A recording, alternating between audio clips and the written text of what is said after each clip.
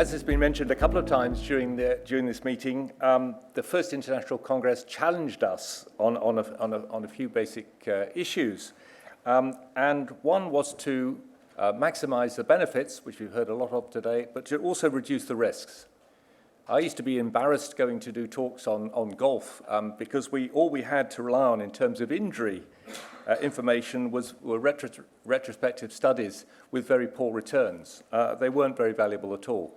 But I'm very pleased to say that we have two speakers here today who are going to talk about the science and how we actually improve that for us. And I'm very pleased to welcome on the stage now Debbie Palmer, who I understand was a former Olympian, works here in Edinburgh with a great interest in illness and injury, and she's going to talk about illness and injury in sport in general. Debbie, very, very, very welcome.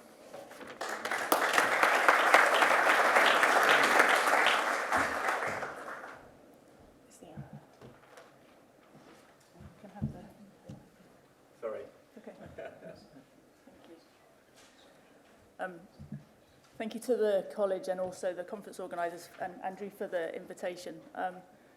Apologies, my title and the topic is slightly different. There will be a little less on illness and more around injury, and also some of the longer term consequences. So we'll speak a little bit about osteoarthritis, which might lead on well to some of the talks later. So as you've gathered, I am one of the sports injury and risk researchers that Fiona mentioned. So most of the work that we're doing is looking at that top end of the curve. So I'm going to be presenting data today on Olympic career-related injury and also later life musculoskeletal health. And we're going to make some comparisons with the general population. And this is part of an IOC and World Olympians Association funded research study looking at retired Olympian health. Unfortunately, I don't play golf, but in a previous life, I was a short track speed skater. So it's not black and white, but it is very grainy. There's a photo of me actually skating at the World Championships. Also, full disclosure, I'm a retired Olympian as well.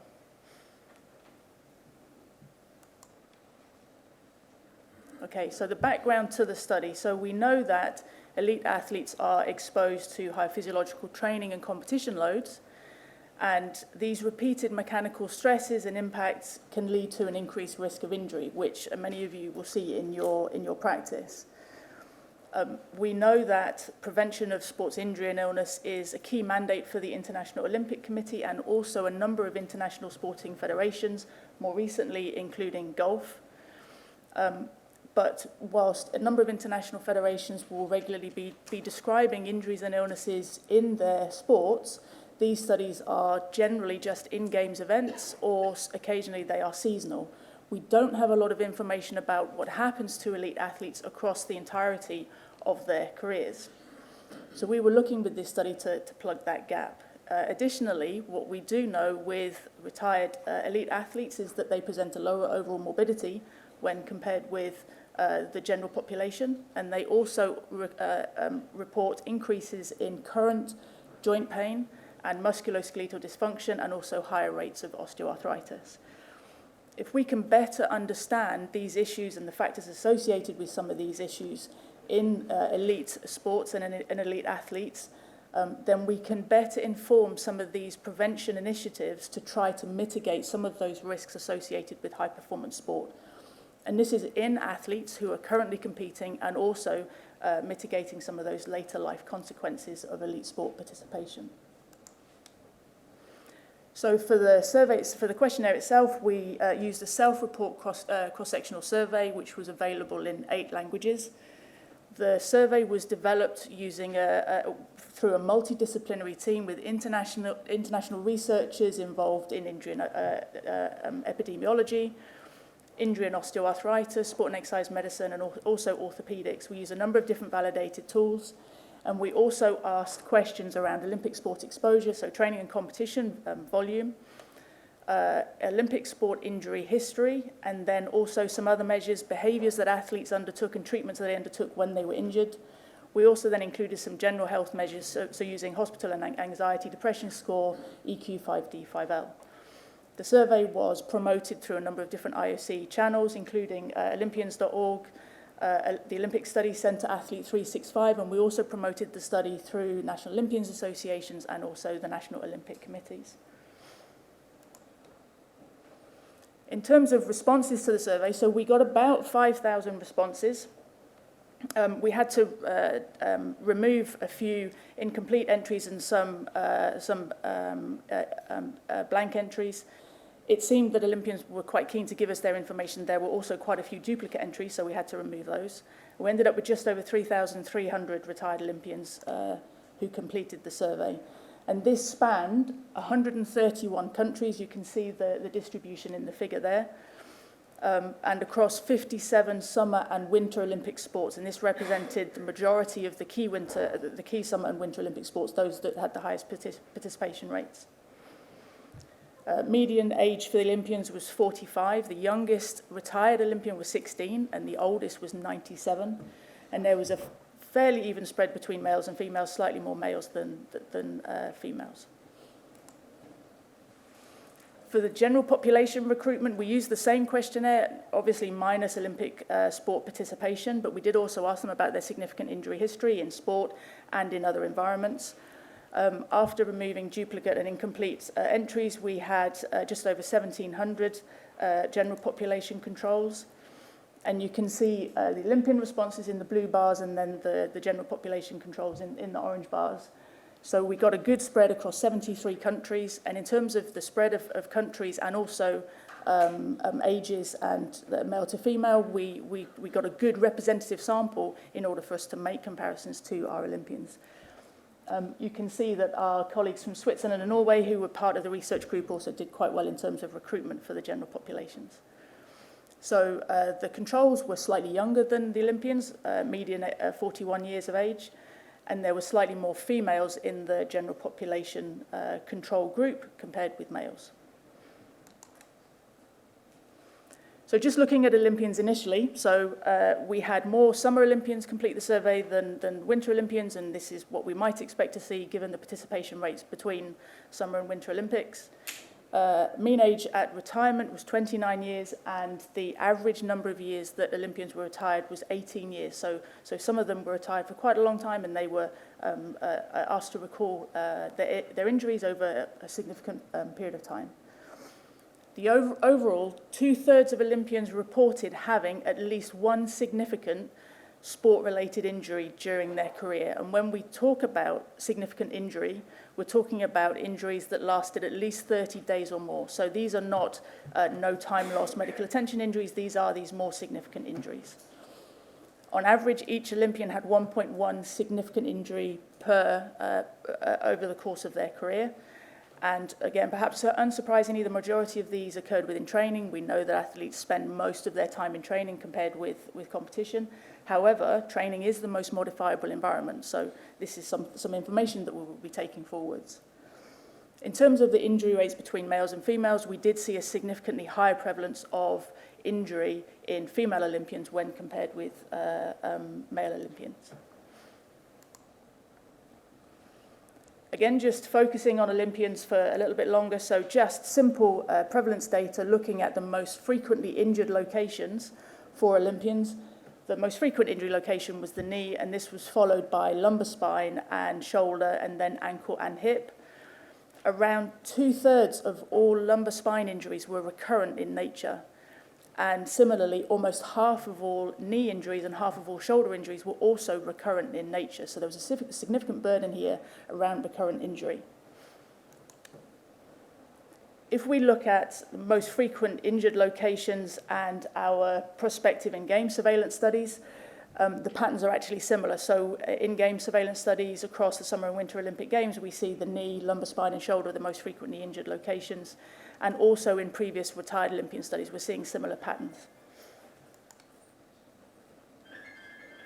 If we then look at specific diagnoses, so these are the most frequent diagnoses that athletes are reported. So knee lesion of meniscus and cartilage injuries were most frequent, followed by knee ligament rupture, lumbar spine nerve injuries, and then shoulder dislocation. The meniscal cartilage injuries represented about 25%, so 1 in 4 knee injuries had this specific diagnosis. About 1 in 5 knee injuries was a knee ligament rupture. The patterns of injuries here in our cohort between summer and winter were very similar. So again, we didn't see any significant differences in the locations of injuries across summer and winter Olympians. If we look very briefly by sport, so we can see that the prevalence of injury for Olympians in handball was highest, followed by badminton, judo and wrestling. Conversely, the sports with the lowest prevalence of injury were swimming and shooting. And again, if we compare this to current prospective injury surveillance studies, so from the Olympic Games, these sports are similar. So handball and badminton presented the highest rates of injury in London, and badminton, handball and wrestling presented the most severe injuries in both London and in Rio. It's important for us to recognize that we're using a different injury definition here. So again, we're using a significant injury definition, so these are, by definition, more severe injuries.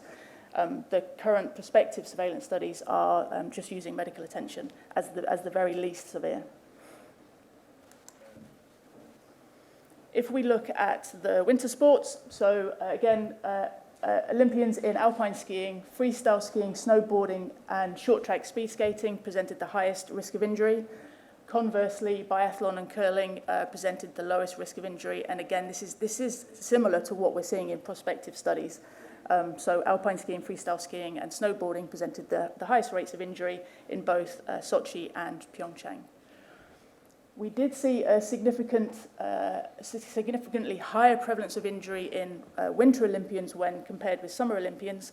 And again, we know that injury risk is influenced by numerous factors and frequent events such as high speeds, jumps, contact events, or sometimes a combination of those. So many of these winter sports are characterized by those events, so it's perhaps unsurprising that we see a difference here.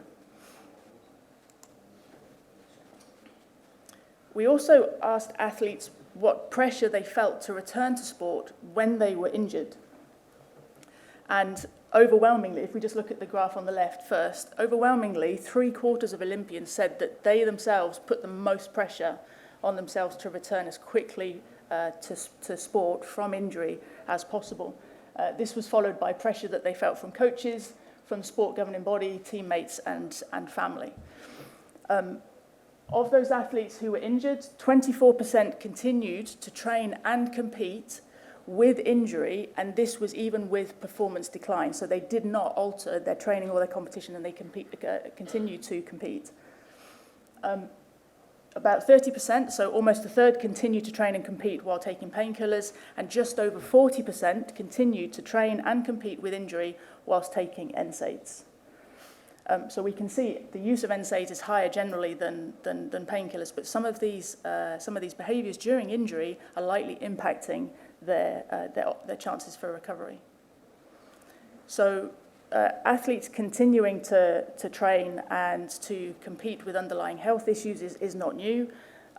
The rates of that are slightly different by some sports, so we would expect to see higher rates of this, say, within rugby. And athletes who feel this social pressure to compete hurt, they are more rest averse. It's these behaviours and during injury and treatments during injury and this concept of playing hurt that very likely delays recovery from index injuries and also influences the rates of recurrent injury that we're seeing, particularly in this population. Very briefly, I'm just going to touch on health status. So we reported rates of depression in Olympians across their careers. We saw a slight spike in depression as athletes were transitioning from their careers and into retirement. We also saw higher rates of depression in athletes who reported significant injury. Again, this isn't new. In NCAA athletes who they've reported that there is an association between injury and depression in their athletes, and we found that 4 out of 5 Olympians who reported having a significant injury also reported depression. We can see that not just at time of injury, but during their career, painkiller use and NSAID use is fairly frequent within the Olympians. And also, overall, 1/3 of Olympians were still experiencing current pain and musculoskeletal dysfunction that they attributed directly to injuries that they sustained during their Olympic careers. And the locations for this ongoing pain and musculoskeletal dysfunction most frequently were the knee, shoulder, and lumbar spine, so similar to what we were seeing within injury. Okay, so when we looked then at what we were seeing within our Olympians and what we were seeing within our controls, so just some top-line results here. Olympians, perhaps unsurprisingly, have a higher rate of injury across their life compared with the general population. They have higher rates of recurrent injury, higher rates of current joint pain, and also self-report physician-diagnosed osteoarthritis. And if we take the last point around osteoarthritis, so just looking at Olympians compared with the general population controls that we had, we can see the rates of osteoarthritis by different joints. So the knee is the most frequent location for OA, followed by the lumbar spine, hip, shoulder, cervical spine, and ankle. And that pattern is very similar between Olympians and controls. But interestingly, and again, perhaps unsurprisingly, Olympians have significantly higher rates of osteoarthritis across these joints compared with the controls, except for at the ankle. So in terms of the difference between the groups, so we know that the groups were slightly different, so we adjusted for some of those differences between the groups a little bit later to see if what we were seeing here was a true difference between the groups. If we just focus on the knee initially and just within Olympians, and we look at the factors that are affecting the prevalence and the odds of knee osteoarthritis in Olympians. So the bold figures here are significant results. Okay, so these are significant data. So if we just focus initially on knee injury, so we can see that knee OA prevalence is higher after prior knee injury compared with no knee injury. So 22% of Olympians who reported having a prior significant knee injury reported knee OA, compared with just 3% of Olympians reporting knee OA who had no knee injury.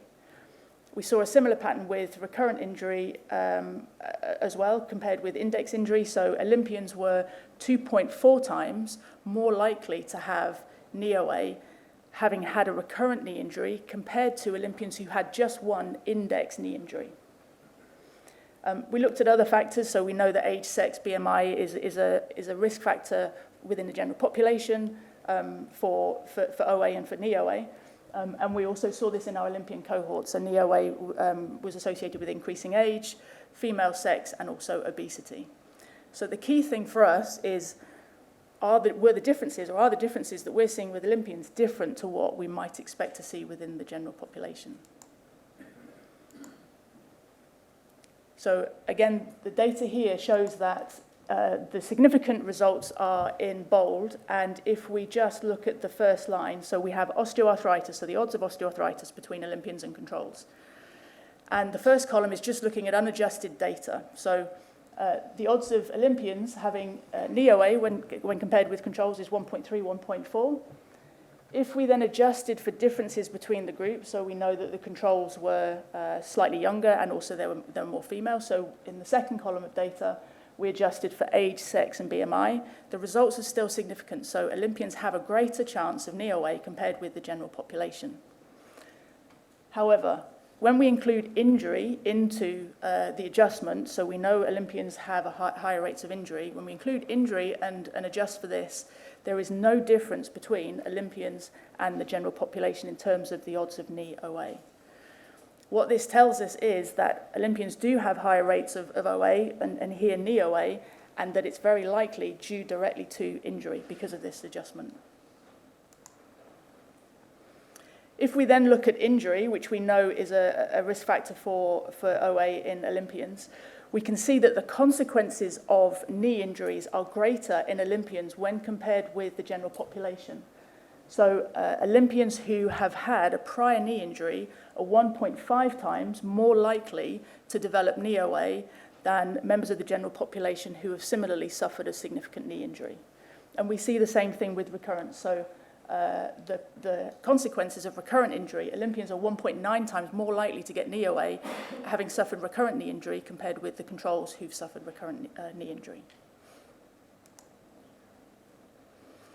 If we think about pain and comparing the results from Olympians to controls, so again, just looking across the different body joints, so we can see Olympians in the orange bar, controls in the blue bar.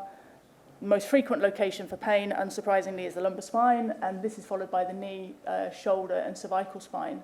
And the patterns are similar between Olympians and controls again. The only significant difference is in lumbar spine pain. So Olympians report significantly higher prevalence of lumbar spine pain compared with the controls. If we just focus then on lumbar spine pain and Olympians versus the controls, so again, if we look at the odds of pain for Olympians versus controls, unadjusted, adjusted for age, sex, and BMI, and even including injury into the adjustment, we can see Olympians have a significantly greater odds of lumbar spine pain when compared with the controls. And actually, this is across a number of different factors, so irrespective of age, male, female, and BMI. Interestingly, and the results are almost significant here, but it doesn't seem that the consequences of injury in terms of lumbar spine pain are significant. Maybe if we had a few more data points, then this might be significant, but our data does say that Olympians are about 1.5 times more likely to have lumbar spine pain, but in terms of comparison with the controls, this isn't significant. So this lumbar spine pain seems to be possibly independent of injury. Okay, just a brief summary. So overall, 2/3 of Olympians reported at least one significant career-related injury, and 1/3 of Olympians reported current joint pain and musculoskeletal dysfunction that they directly attributed to injuries they sustained during their Olympic careers. The knee, lumbar spine, and shoulder were most commonly affected in terms of pain and ongoing musculoskeletal dysfunction. We see it also within OA and the pain data that we have. And these were the locations that were most frequently injured and also where athletes had the most recurrent injuries. Injury is associated with higher rates of OA and pain, and it's not just for the knee. We saw the same pattern within Olympians across the hip, the lumbar spine, shoulder, and also cervical spine. The odds of lumbar spine pain were significantly greater for Olympians compared with controls, independent and irrespective of injury, and the odds of knee, hip, and shoulder OA after prior injury, so the consequences of prior injury at these joints, were significantly greater for Olympians when we compared them to our general population controls. When we think ultimately about injury prevention, primary, secondary, tertiary injury prevention, we know that injury, and these data support the fact that injury is an occupational risk factor for Olympians during their career, but it's also an occupational risk for later life pain and osteoarthritis. If we're looking at improving primary prevention initiatives, these should focus on specific body joints and those sports that report a high prevalence of those specific joint injuries. For secondary injury prevention, these strategies should include biopsychosocial approaches to athlete injury, so addressing some of the pressures that athletes feel to return to sport quickly, and the behaviours and treatments that they're undergoing during injury, in order to, again, try to decrease the number of index injuries, but also decrease the number of the significant recurrent injuries that we are seeing, and then these later life health consequences of pain and osteoarthritis. That's all of that, but thank you very much to the World Olympians Association and the IOC for their support in terms of funding the study and also promoting and pushing the study, and also to the international research team, again, without which this was very much a collaborative international effort that I was really pleased to be a part of.